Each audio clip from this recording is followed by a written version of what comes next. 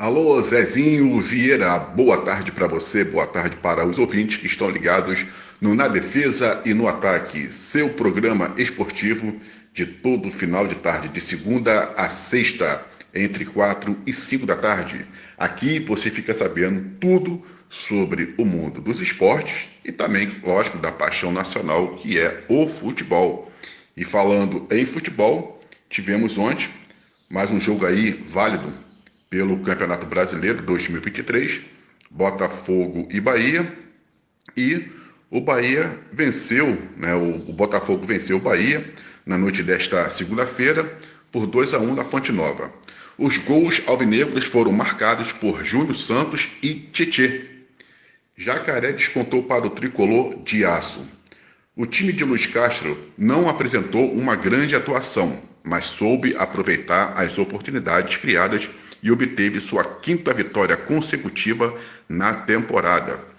Com 100% de aproveitamento no Brasileirão, o Botafogo assumiu a segunda colocação, com os mesmos 6 pontos do líder Fluminense, mas atrás do rival no saldo de gols. São 5-2. O Gigante de Aço, por outro lado, foi derrotado nas 2 primeiras rodadas da competição e busca uma redenção nas próximas rodadas. Então, o jogo começou, né? O Bahia foi amplamente superior no começo do jogo. Everaldo deu trabalho ao goleiro Lucas Perry. O Botafogo apostava na transição direta e nos contra-ataques em velocidade, mas tinha dificuldade em passar pelos defensores tricolores. O mandante empurrava os alvinegros para trás e tomava conta do jogo. Aos 22 minutos, Ademir recebeu livre pelo lado direito e chutou forte por cima do gol. Em seguida, ele recebeu em profundidade e teve novamente uma oportunidade clara de perigo, mas acabou sendo travado na hora da finalização.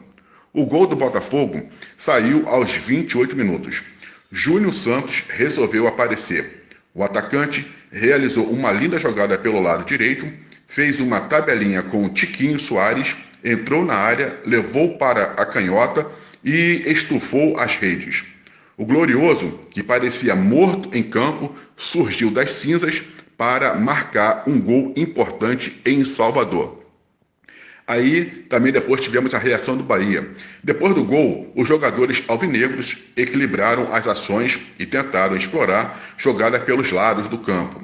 O Bahia, que desperdiçou oportunidades claras de gols no começo do jogo, não perdoou no fim do primeiro tempo. Aos 42 minutos, Iago Felipe achou um belo passe para Chaves na linha de fundo. O camisa 6 acionou o Jacaré, que fez um bonito drible em Victor Sá e chutou forte no canto direito de Lucas Perry, deixando tudo igual na Fonte Nova. No segundo tempo, o Botafogo voltou para a segunda etapa com uma postura diferente. Aos 6 minutos, Júnior Santos levou para a esquerda, finalizou forte de fora da área e a bola passou perto da trave esquerda do goleiro Marcos Felipe. Luiz Castro tentou dar uma dinâmica para a equipe alvinegra, com as entradas de Luiz Henrique, Tietê, Marias Segovia e Marlon Freitas. O Bahia tentava sufocar os defensores botafoguenses, mas não conseguia caprichar no último passe. Aos 32 minutos, Tietê, que havia entrado na vaga de Lucas Fernandes, fez uma pintura em Salvador. O volante fez uma linda batida colocada de fora da área, no ângulo esquerdo, sem chances para Marcos Felipe. Depois do gol, os jogadores alvinegros recuaram e tentaram explorar os contra-ataques. O Bahia foi com tudo em direção ao empate, mas pecou na hora da finalização. O Glorioso venceu por 2-1 e conquistou um importante resultado fora de casa. Agora, lembrando, né, que então, como a gente falou ontem, lógico, meu mestre Zezinho Vieira, o Botafogo então chega aí aos 6 pontos, junto ao Fluminense. São 2 times do Rio, né, que estão aí, vão botar na liderança, o Fluminense com 6 pontos e o Botafogo também com 6, mas aí o critério são os saldos de gol. Isso é muito bom para o Rio de Janeiro. E também, né, agora o Bahia bateu o próximo jogo contra o Vasco, né, pelo Brasileiro, no estádio de São Januário, com certeza, um São Januário superlotado. O Vasco, sabendo da importância desse jogo, precisa vencer o Bahia que vai vir mordido, precisa de resultados, porque é a segunda derrota consecutiva. Está aí, né, praticamente, vamos botar já na zona do rebaixamento, está lá com lanterna, com lanterna Coritiba, então quer dizer, e também com o América Mineiro, que não somaram até agora nenhum ponto no Campeonato Brasileiro. Então, o Vasco, já sabendo dessa derrota do Bahia para o Botafogo, entende que vai ter que impor um ritmo muito forte, porque o Bahia, lógico, né, ele vai vir pelo menos para tentar arrancar o empate para sair com um ponto de São Januário. Se vencer, então melhor ainda. Eu, praticamente, né, até estava torcendo para o empate entre Bahia e Botafogo, lógico. Ou, né, até uma vitória do Bahia, para que o Bahia viesse um pouco mais tranquilo em direção ao Vasco. Por causa de quê? O Vasco é mais time do que o Bahia? Com certeza, né? Isso aí a gente não vai negar. E dentro da sua casa, então, mais ainda, lógico. Agora, esses clubes, tanto Bahia quanto Vasco, né, o Cruzeiro, esses clubes vieram da segunda divisão.